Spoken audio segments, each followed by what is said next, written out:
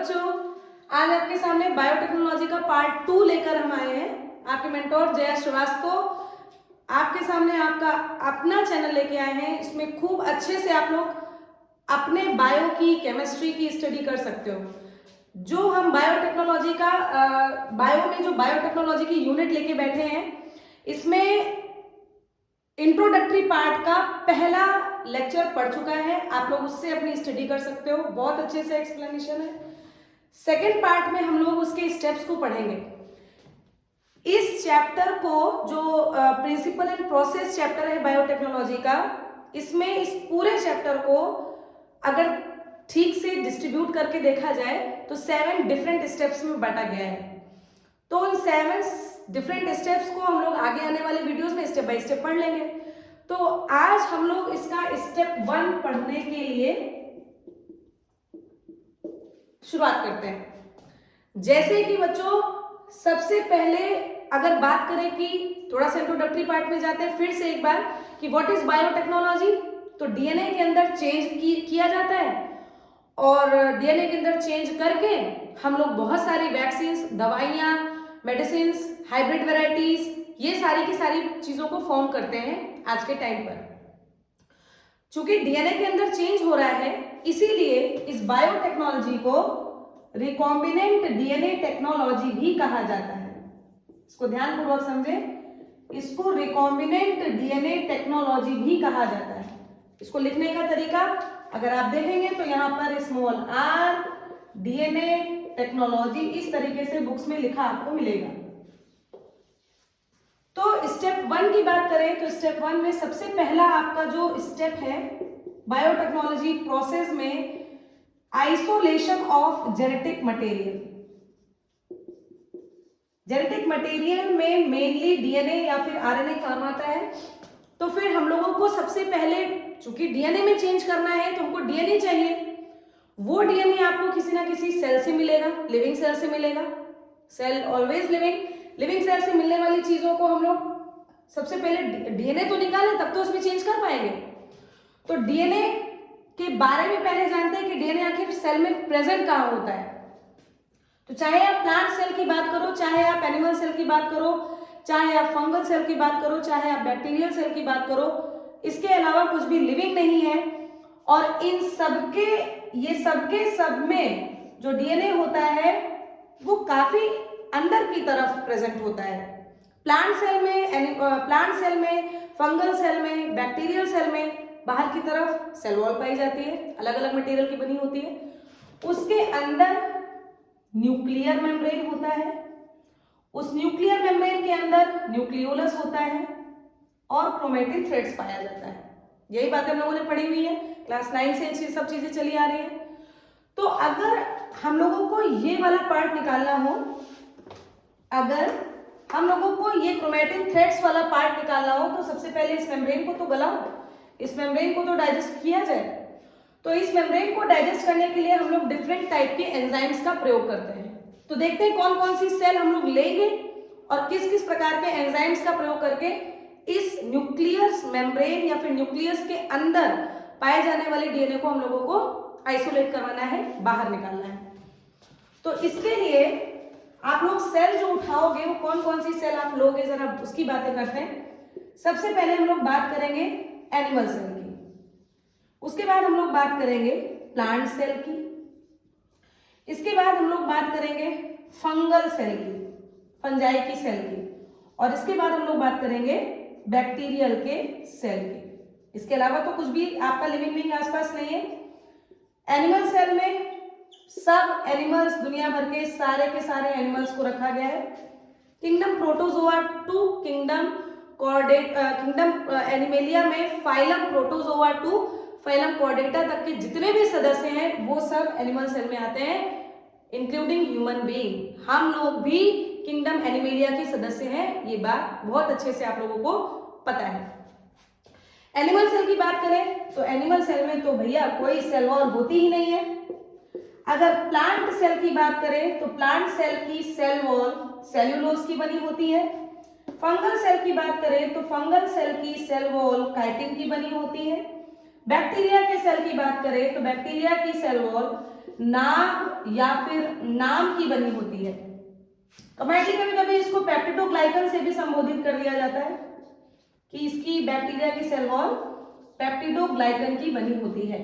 Okay, full form की बात करें यहाँ पर, हालांकि ये जरूरी नहीं है लेकिन फिर भी आप जान ले इसका नाम क्या है, एन एसिटाइल ग्लूटामिक एसिड या फिर ग्लूटामेट। इसका फुल फॉर्म की बात करें, एन एसिटाइल म्यूरेमिक एसिड।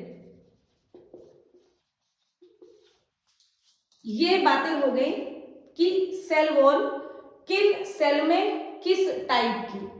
अब इसमें सेल वॉल है नहीं, डाइजेशन कराने की जरूरत नहीं सेल वॉल को, लेकिन प्लांट की सेल, फंगल की सेल और बैक्टीरियल की सेल में तो सेल वॉल है।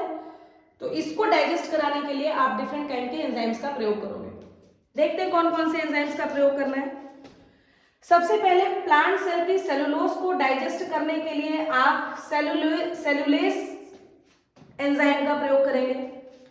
काइटिन की वॉल को गलाने के लिए, डाइजेस्ट कराने के लिए काइटिनेज एंजाइम का प्रयोग करेंगे। बैक्टीरिया की सेल को डाइजेस्ट कराने के लिए लाइसोजाइम एंजाइम का प्रयोग किया जाएगा। लाइसोजाइम एंजाइम का प्रयोग किया जाएगा।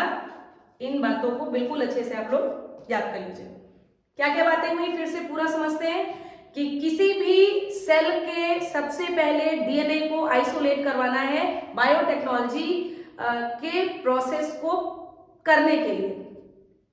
तो बायोटेक्नोलॉजी प्रोसेस के लिए स्टेप 1 में एनिमल, हम लोग को कोई ना कोई सेल चाहिए। वो सेल किस प्रकार की है, ये है लिविंग सेल है। एनिमल सेल में सेल वॉल है नहीं, कोई जरूरत नहीं है, डायरेक्टली आप उसके न्यूक्लियस से डीएनए को निकाल सकते हो। प्लांट की सेल वॉल सेलुलोज की, फंजाई की सेल वॉल काइटिन की, बैक्टीरिया की सेल वॉल नाग या नाम की। तो इनको डाइजेस्ट कराने के लिए अलग अलग प्रकार के एंजाइम्स, कौन से एंजाइम्स हैं, सेलुलोज को डाइजेस्ट कराने के लिए सेलुलेज, काइटिन को डाइजेस्ट कराने के लिए काइटिनेज, नाम को डाइजेस्ट कराने के लिए लाइसोजाइम नाम के एंजाइम की जरूरत पड़ती है। और हम लोग इस तरीके से पहुंच जाते हैं न्यूक्लियस के डीएनए के पास। ओके, ठीक है भाई। फिर अगर डीएनए डाइजेस्ट कर लिया हम लोगों ने, सेल वॉल को अगर हम लोगों ने डाइजेस्ट कर लिया, डीएनए को बाहर निकाल लिया, हम लोगों को बहुत अच्छे से पता है कि उस न्यूक्लियस में डीएनए के साथ साथ और भी तो चीजें मौजूद होती हैं। तो अगर हम लोग डीएनए को निकालेंगे उस सेल वॉल से, उस सेल के अंदर से, तो जाहिर सी बात है कि डीएनए के साथ साथ आपको प्रोटीन भी मिलेगा। उस प्रोटीन के साथ साथ आपको आरएनए भी तो मिलेगा। ये दो चीजें एक्स्ट्रा भी आपको मिलेंगी।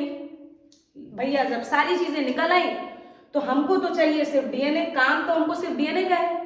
इस प्रोटीन और आरएनए का हमको क्या करना है, इसको भी डाइजेस्ट करा दीजिए। इसको डाइजेस्ट कराने के लिए जो एंजाइम्स का उपयोग होगा उन एंजाइम्स को कहा जाता है प्रोटीनेज। उस एंजाइम्स को कहा जाएगा प्रोटीनेज। आरएनए को डाइजेस्ट कराने के एंजाइम को कहा जाएगा आरएनएज। डाइजेस्ट हो गया, अब सिर्फ और सिर्फ आपका क्या मिला, डीएनए निकल आया डीएनए। लेकिन फिर भी ये मटेरियल के साथ में ये डीएनए निकलेगा, एक फ्लूइड के साथ में डीएनए निकलेगा। हमको प्योर फॉर्म में डीएनए को प्राप्त करने के लिए एक टेक्निक करनी होती है, और जिसमें हम लोग इस डीएनए में प्रोसेसिंग करवाते हैं चिल्ड इथेनॉल की। खूब ठंडी इथेनॉल को इस डीएनए में मिलाएंगे, जहां से हम लोगों ने निकाला है उस डीएनए में हम लोग चिल्ड इथेनॉल को मिलाएंगे, और लकड़ी से या फिर किसी भी लंबे किसी भी पार्ट से उस चीज को हिलाएंगे। उस पार्ट को हिलाने से चिल्ड इथेनॉल पुश्ड अप हो जाता है, बाहर थोड़ा सा इधर उधर खिसक जाता है, और जो डीएनए के थ्रेड्स होते हैं वो उसी लकड़ी के जो भी आपने लिया हुआ है, जिससे आप चलाओगे उस पार्टिकल को या फिर उस पार्ट को जिसको आप चला रहे हो, उससे आपका ये डीएनए लिपट जाएगा। इस प्रोसेस को स्पूलिंग कहते हैं। इस बात को ध्यान रखिएगा बच्चों।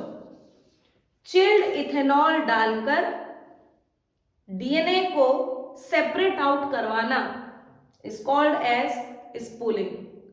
स्पूलिंग प्रोसेस में वुडन का डंडा लेते हैं, छोटा सा, डंडे को नहीं बोलेंगे, छोटी सी छड़ी लेके उसको हम लोग चलाएंगे और चलाने के बाद उस चिल्ड इथेनॉल थोड़ा सा दूर दूर हो जाता है और दूर दूर होने के बाद जो डीएनए है वो उसी से लिपट जाता है और हम लोग बड़े प्यार से उस डीएनए को वहां से सेपरेट आउट कर लेते हैं।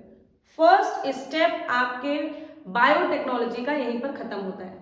ओके, इसके बाद हम लोग स्टेप 2, स्टेप 3 से लेकर स्टेप 7 तक आगे के 2-4 वीडियोस में इसके लेक्चर को खत्म करेंगे। बहुत ध्यान से इस चैप्टर को पढ़िए, very easy chapter of your NCERT. लोगों को समझ में कम आता है या फिर स्टेप को जैसे भी है, आप लोग ध्यान से पढ़ के पढ़िए, सब्सक्राइब कीजिए, शेयर कीजिए। Thank you so much.